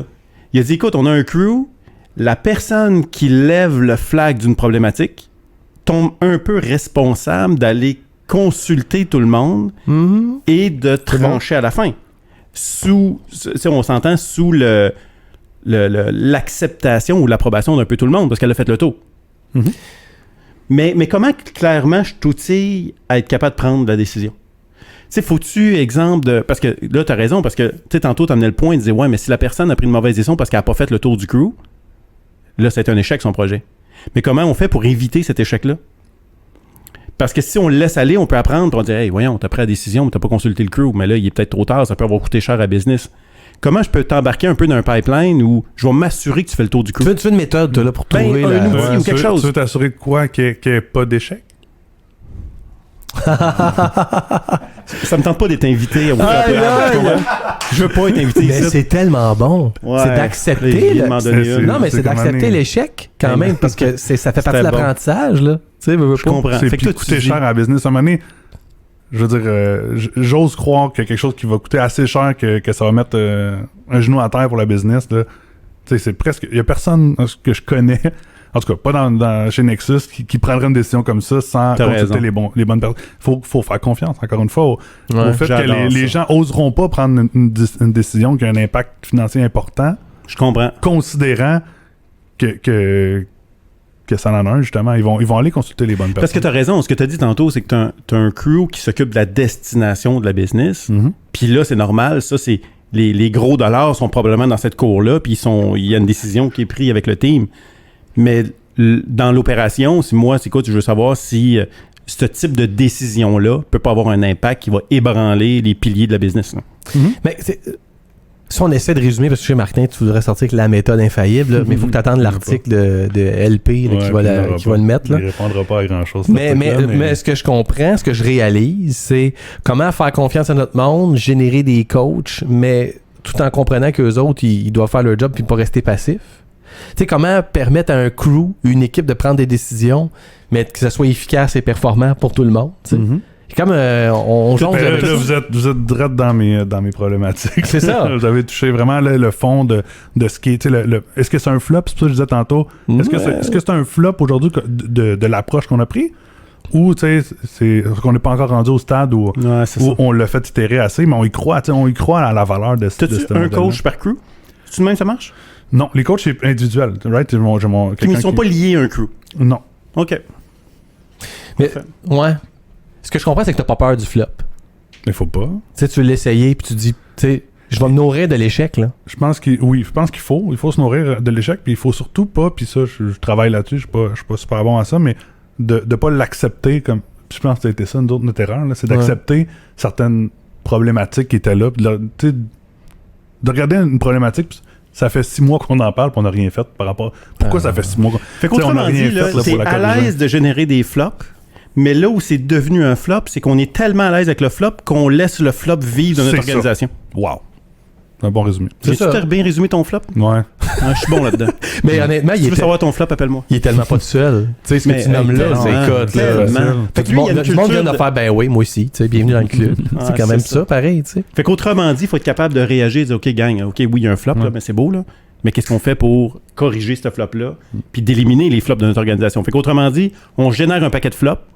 Après ça, on ajuste nos flops pour en faire un succès. Puis il faut être rapide sur le... On génère un paquet de flops. Non, mais c'est un peu ça. gang. On Mais fait c'est ça, j'ai accroché quand t'as dit ça, parce que l'idée, c'est pas de générer. L'idée, c'est pas le fun de faire un flop. Faut pas Ah, avoir je suis peur. d'accord. Faut pas avoir peur de l'échec. Mais c'est pas le fun, l'échec. On veut pas d'échec. Ouais, Non, c'est Puis sûr. le but d'ajuster le tir, c'est justement de pas se rendre à l'échec, tu sais. C'est de se rendre compte rapidement quelque chose qui marche pas, puis de le corriger. Je comprends. Tu sais, puis le but, c'est pas de dire, hey, go, hey, on peut tous se planter, c'est correct. Mais non, c'est pas, on n'a pas envie de Mais tout si se ça planter. arrive, je suis à l'aise avec. Si ça arrive, ben c'est parce que on faut être à l'aise avec ça. Mais on corrige. Oui. C'est Faut ça. Nation. juste vraiment pas se retrouver dans une position où on se dit J'adore ça. Sur ces bons mots, on vient de résumer. Martin, t'as-tu un appel à faire, toi, qui serait pas pire? Ben écoute, non, je l'ai pas l'appel. Je voudrais bien te dire oui, mais... Fait qu'on va couper ce écoute, bout-là. ben, écoute, ils recherchent toujours le numéro de téléphone magique, Ok. mais n'est pas rentré encore. On aurait fait vivre de quoi à LP, là, parce que là, on veut inviter un gars qui vient de partager un flop, c'est Alexandre Taillefer. Hey, t'as-tu une plug pour Alexandre Taillefer, toi? ben non, je pourrais en 2e degré. Tu vas pas à la cabane à sucre avec de temps en temps ou Non. quelque chose, non? Fait que là, on voulait faire un call Mais il l'a live. partagé, c'est-tu sur Théo? Le flop de Oui, Théo, c'est ça, exactement. C'est son flop de Théo, puis on Ouais, essaie il d'avoir l'avait- au ouais, show. Moi, je voulais Il l'avait savoir. partagé. Ah, ça aurait été cool. Puis on voulait il l'avait jaser. partagé au Culture Fest il y a 2 ans. C'est 2 ans? C'est vrai, ouais. Il était venu, Il était venu, à puis ça. ça a été vraiment enrichissant. Moi, Tu touches de quoi, Culture Fest? Il y en a pas cette année, c'est clair? Ça va-tu revenir? sais-tu? Ben là, avec la pandémie, je pense que ça règle un peu peut-être la question de ça. Je sais pas qu'est-ce qu'ils ont décidé de faire avec ça. Ça a été un beau succès. Là. Parce que tu te rends compte des targets qu'on a. Là. Tu sais, je veux dire, on veut chercher un gars comme Alexandre Taillefer, Peter Simons. Moi, c'est mon rêve, Peter Simons. Puis là, on a LP aujourd'hui. Nexus. Tu sais, Vous avez trouvé une faux target, les on boys. va mettre ça à côté, là. Tu sais, on avait LP, Nexus Innovation. Non, mais sans faire, moi, je suis super content de t'avoir rencontré en vrai parce que j'ai toujours parlé avec Claudia qui est vraiment, comme je répète, très inspirante, super cool, vraiment. Et Sarah aussi, qui est à l'interne, qu'on salue, évidemment. Là, on parle de Claudia, mais il y a Sarah. En passant, je tiens à te remercier personnellement parce que t'as vraiment ta partner. Tu comprends ce bout-là, j'oublie son nom. Claudia. Bon, ok, je recommence. Fait comme, en tout cas, je tiens à te remercier quand même personnellement parce que Claudia, elle nous aide, honnêtement, elle nous a fourni des outils, elle nous partage un peu, elle nous suit par l'arrière, puis je trouve ça vraiment le fun, puis veut pas, c'est un peu de... Il y a un peu de Nexus dans notre stock, là, tu sais, puis ça, je trouve ça cool. Là. C'est vrai. T'amènes un angle à cette industrie-là que je trouve qui est bien ajusté. Cool. Ouais, il y a quelque chose d'ajusté dans ton approche. Comme tu as dit, t'es allé trop loin, t'es revenu. Il y a comme un équilibre dans cette culture-là. Puis moi, je pense que c'est pas mal le chemin du succès. Là. Autrement dit, ce que Martin veut dire, c'est continue de te planter pour nous nourrir. C'est sûr que ça va faire Ça va me faire plaisir parce que si j'arrête de me planter, c'est un problème. Tu sais, ça veut dire que j'ai arrêté de prendre des risques. Ça veut dire que j'ai arrêté de me poser des questions sur comment on pouvait s'améliorer. Puis ce serait un échec pour moi que de me dire que j'ai plus d'échecs. Tu sais. Même qu'on va, nous autres, à chaque mensuel, on essaie de se forcer là, tu sais, à présenter nos échecs du mois. On va présenter. Voici nos échecs organisationnels. Fait que vous avez votre flop lab mensuel. Chaque mois, on a le flop lab. Puis des gros échecs qu'on a eu, on a fait des rencontres avec toute l'équipe. Où on s'est juste mis à nu devant. C'est la façon que tu gères tes échecs va définir un peu comment tu bâtis cette culture c'est facile de dire comme on est correct avec l'échec, mais quand il arrive, comment tu réagis, comment tu... Puis t'as raison que souvent ça, la croissance... C'est presque la phrase du teaser du show, là, je sais pas trop. Je suis d'accord. C'était très bon, ça. Je suis d'accord. Puis ça, honnêtement, ce qui tue des entreprises, c'est pas nécessairement d'avoir fait un échec, c'est comment tu as géré ton échec. Et honnêtement, moi, fan de Peter Simon, que je n'ai jamais rencontré... tu vas le faire, ça. Je le plug tout le temps, c'est sûr qu'à un moment donné, il va m'appeler. Mais, tu sais, honnêtement, il a vécu, ça n'a pas été facile. Quand on a suivi l'histoire, le COVID, ça l'a ramassé, c'était incroyable. Il y avait un centre de distribution avec une technologie avec des millions de dollars d'investis. Puis là, tout d'un coup, il s'est reviré de bord, puis c'était le fun de le voir, il y a 2 semaines dans la presse, en train de nous dire que finalement, Simon est on track, puis ils font des bons résultats, puis ça revient, il a géré l'épreuve. Ouais. Fait que tu sais, je pense que c'est ça, c'est pas le flop qui est le problème, c'est comment je vais gérer mon flop. Mais... Fait que toi, si je comprends bien, t'apprends pas juste à le faire, t'enseignes à ta gang à gérer des flops. Je suis comme le gourou qui sait comment gérer flop, là, dans le sens où j'enseigne, je veux dire, je pense que j'ai une vision, puis j'essaie de la partager. Ouais. De la dire que je l'enseigne. Arrête de mettre de la pression. Là, mais ce que je veux dire, c'est comme de dire que j'ai la solution, puis que je la montre. Non, mais attends, mais pas une pression que je te donne pas. Je veux dire que, mais si une fois par mois, on se rencontre en gang, puis on parle de nos flops, puis comment qu'on se réajuste, c'est ça qu'on fait. Mais j'essaie de montrer par l'exemple, oui. On ose en parler ouvertement, puis on dit, garde, gang, OK, ça c'est moins bon, ça c'est bon, mais veut pas, indirectement, OK, mettons que t'enseignes ta gang, c'est peut-être un peu fort, mais en gang, vous apprenez à gérer le flop. Il faut. Okay. Il faut qu'on apprenne ensemble des flops qu'on a. Mais moi, j'ai une question. Peter Simons, c'est combien d'employés, puis il fait combien de chiffres d'affaires? C'est fatigant. Mais je peux te dire que dans la pièce, c'est un peu réglé quand moi puis lui. Ça, c'est, écoute, j'ai pas autant de la jauge, toi. Hey, Louis-Philippe Vallée de Nexus Innovation, merci beaucoup de ton partage. C'était cool de t'avoir ici à l'atelier 4771. Je tiens à remercier Machine 4771 derrière la production. Dan à la console, merci. Hey Dan, t'as même pas parlé cette fois-ci. Non, mais on a peut-être cherché. Mais non. Il faisait des petits gestes comme ça de la tête. Là, c'est ça, il était tout content d'être heureux, d'être content. Ouais, il est présent. Martin, merci beaucoup d'avoir rebondi sur toutes sortes d'affaires. On va continuer, Martin. On va trouver de bons systèmes, modèles de gestion ou de connexion. Des gars, on est rendu avec un nouveau mot. Là, on se texte qu'on a trouvé la recette. C'est clair. Je remercie aussi Martin Godette, notre chialeux, et H2O Web Media quand même. Là, c'est super cool là, qu'on soit là. J'espère qu'on grandit notre communauté, qu'on est rendu à 28. On est à 23, je pense. La semaine passée. Mais là, on va grossir ça. Je veux dire, Nexus va tout nous emmener plein de monde. Fait que, merci à tout le monde d'avoir suivi ce podcast, puis au plaisir de se revoir pour un autre Flop Lab. Yes, sir.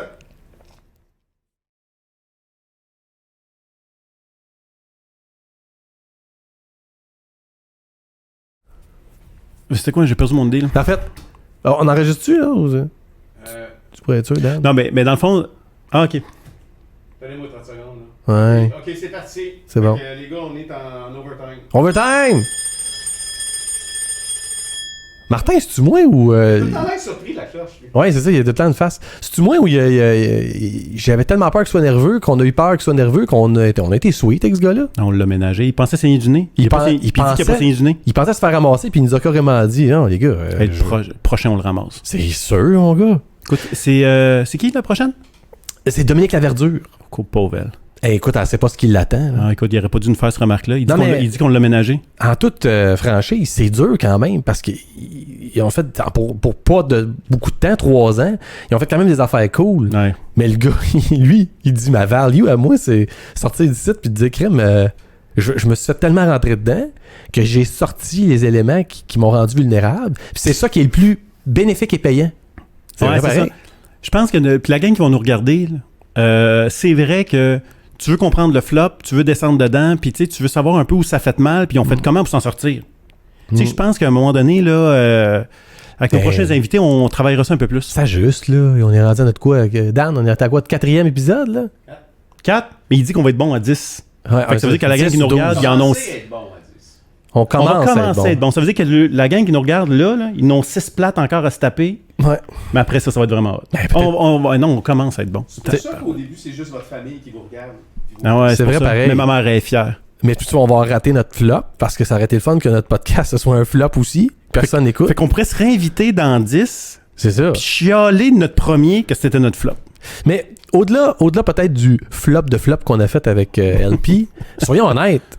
On a creusé des sujets qui ont même pas payé. Clairement. Hey, moi, je peux pas croire que... C'est super intéressant. C'est quand même intéressant parce que le mode de gestion aujourd'hui, tu sais, toi pis moi, mon gars, on discute avec du monde que on parle aux gestionnaires, on parle aux décideurs, on parle de l'équipe de direction. C'est tout à remettre en question, puis en même temps, bonne chance de me trouver un modèle viable dans mon entreprise, le grand, parce que qu'est-ce que tu veux que je fasse d'autre que mon système actuel qui a toujours fonctionné, puis qui fait en sorte que, regarde, on est né comme ça, on a existé depuis longtemps, tu sais.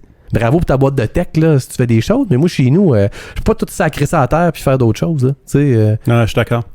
Puis tu sais, je trouvais ça vraiment intéressant quand on parlait de ces crews qui... OK, c'est beau. Là, tout le monde, écoute, il n'y a pas de hiérarchie, tout est beau, on s'aime tout, puis on est tout égal. Mais il y a de la misère à faire trancher ses décisions. Exact. Fait que là, c'est vrai qu'on tombe tous dans dans ce problème-là. Là, c'est dire, OK, c'est beau. C'est là que le rôle du chef arrivait et disait, tao, on s'en va à gauche. Vraiment. Mais là, si on enlève ça parce qu'on appelle ça de la hiérarchie, on se ramasse un peu avec une gang. Il faut trouver un autre processus pour être capable d'aider notre gang en se mettant pas un au-dessus de l'autre, mais qu'on arrive à une décision, un consensus à 100%. Dans le fond, ce qu'on veut, c'est un vote à 100%.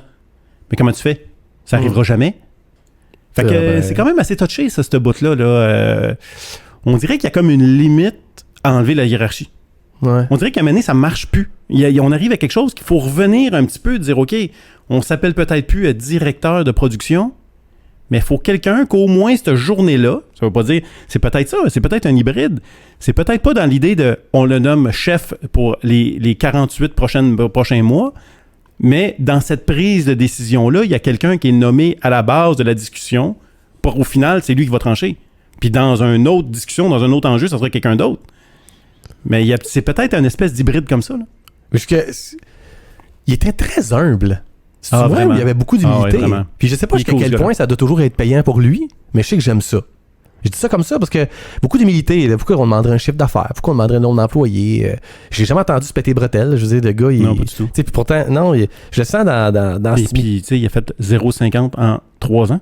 Mais est-ce que ça peut nuire, l'humilité? Moi, c'est ma question. Est-ce que, tu sais, quand t'es trop humble, parce que, honnêtement, le monde qui se pète les bretelles puis ils frontent un peu leur réussite et ils réussissent peut-être mieux.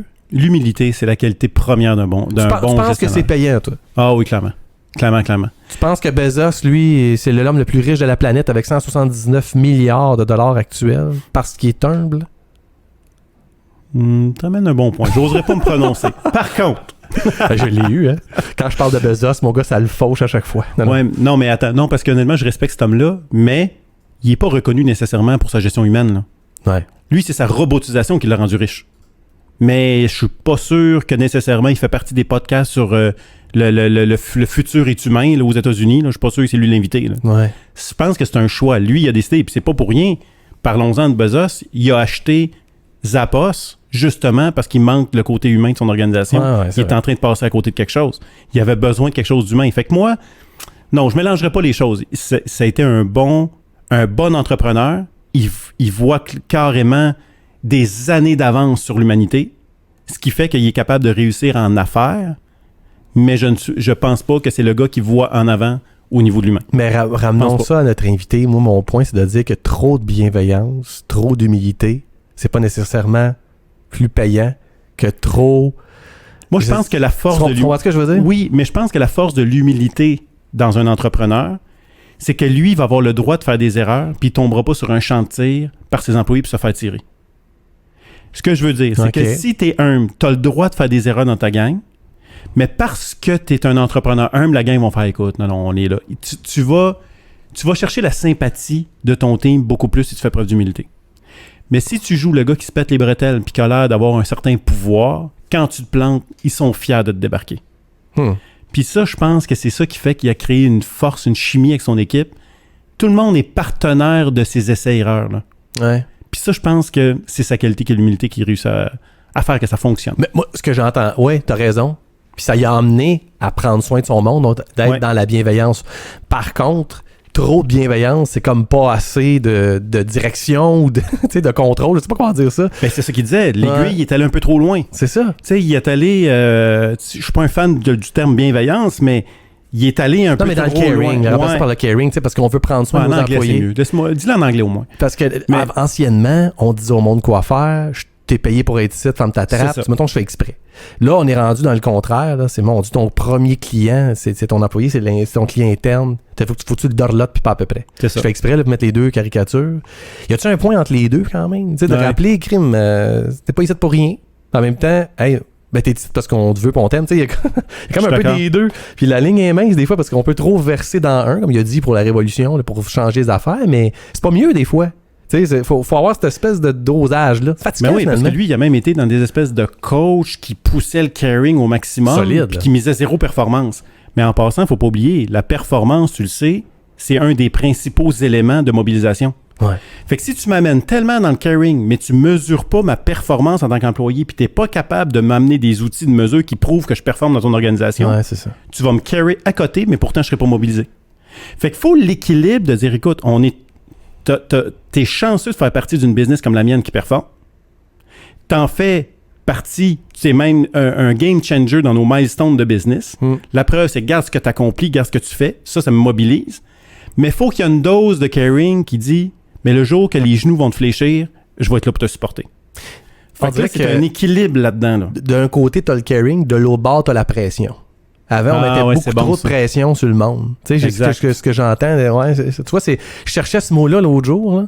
Le monde du travail, le monde de l'entreprise, le monde du travail, là, globalement, c'est un mot, puis depuis qu'on est tout petit, c'est la pression. Tu sais, la première fois qu'on te demande « Qu'est-ce que tu veux faire dans la vie, Martin? » Je te mets déjà une pression pour « T'as besoin de me le dire, mon gars, prochaine fois, parce qu'au party de Noël, il faudrait que tu le dises à mon oncle Jean-Guy qui t'a posé la question. Là. » C'est déjà la pression de devenir quelqu'un. Tu sais, puis ça lâche jamais. Jusqu'à temps que on devienne, en tout cas, j'espère qu'on va aller dans un bout où... Ouais, mais oublie pas que là-dedans, c'est fait pour que tu sois heureux, que tu prennes soin de toi. Là, on est dans le caring. Tu sais. Ouais, c'est ça. C'est drôle comment on doit jongler avec ça. Puis, il y a des business comme Nexus Innovation. Il y a des business comme Amazon. Amazon peut-être trop pression. Tu sais, Bezos a voulu changer ses choses. Nexus peut-être trop caring. À un moment donné, c'est correct, la bienveillance, mais y a-tu une limite, tu sais? Trouvons notre juste milieu. Parce que moi, en tout cas, sérieux, je suis pas pour tout, mais c'est un peu de même. On fonctionne à la pression pareil. Tu sais, si tu me dis, ça pourrait être mieux, mon gars, ça pourrait être mieux. Je fonctionne de même, pareil. Absolument. J'ai besoin de sentir ça. Mais en même temps, il y a une dose aussi, mais good job, tape dans le dos, c'est comme les deux finalement. Là. Mais moi, je dirais, c'est pas. Je trouve que t'es un peu trop. C'est pas le terme pression. Je pense que c'est la dose de pression. Bon, grosse nuance. Là. Oui, non, mais quand même, il y en a une. OK. Parce que tu sais, on pense à Mel chez nous, là. Ouais. Elle a de la pression. Ouais. Honnêtement, elle nous supporte dans la vague qu'on vit, puis elle a notre croissance, c'est pas évident. Ouais. On a une championne qui est en arrêt temporaire parce qu'elle vient d'avoir une petite. Fait que là, ce qui fait que sa pression est un peu élevée. Ouais. Mais on réussit à lui donner la bonne dose de reconnaissance au bon moment. Quand elle a besoin de repos, il faut être disponible pour y en donner. Mais à quelque part, cette pression-là, qui n'est pas over ce qu'elle est capable de supporter, par exemple, mais cette pression-là augmente son sentiment de réalisation.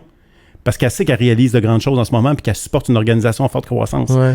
Fait que c'est-tu la pression en général? Non. Je pense qu'à quelque part même, une pression juste bien dosée, à quelque part, ça donne un peu de piquant dans ton travail puis tu as l'impression de vivre une aventure. Mais une surpression de mon équipe, que ça vient, que ça t'écrase, c'est là que les genoux flanchent.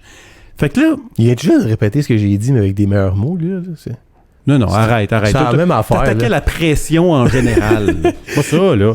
Moi, je fais juste dire que pression peut être bon. C'est ça que je Ça disais. peut même être un outil de mobilisation. Ouais, mais moi, c'est ça mon point. C'est de mettre le peser sur le bon bouton au bon Ouais. endroit. Là, Puis savoir quand est-ce qu'il faut que je relâche. C'est bon, ça. Faudrait avoir un chandail. Martin, on se fait un chandail. OK? Sur le chandail, il y a un bouton pression, puis il y a un bouton caring. Ah ouais, Là, tu sais, c'est vraiment, ça te rappelle que l'employé qui choisit quel bouton présentement avec lui dans mon intervention. Mais j'aime ton image. C'est pas fou. Tu peux pas juste peser sur le bouton pression, puis Non. jamais toucher le carrying. Tu Exact. peux jamais juste pousser sur le carrying parce que maintenant, c'est Calme-toi, beau ici, là. on est bien, mais écoute, j'ai l'impression que je sers à rien. Fait qu'on crée un équilibre. Là. Ça, j'aime Exact. vraiment l'idée. Un t-shirt pour gestionnaire, là. Tu sais, que tu mets Ouais. ça sur tes employés, puis tu le rappelles que de temps en temps, il faut que tu pèses sur un bouton ou sur l'autre bouton. J'haïs pas ça. Ça veut dire qu'autrement dit, la mobilisation, c'est la parfaite dose de la fréquence que tu pèses sur chacun de ces boutons-là. Fait qu'on brand le t-shirt. C'est vraiment cool. J'aime ça.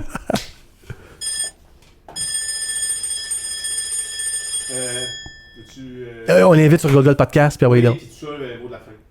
Mot de la fin. Martin, overtime déjà terminé.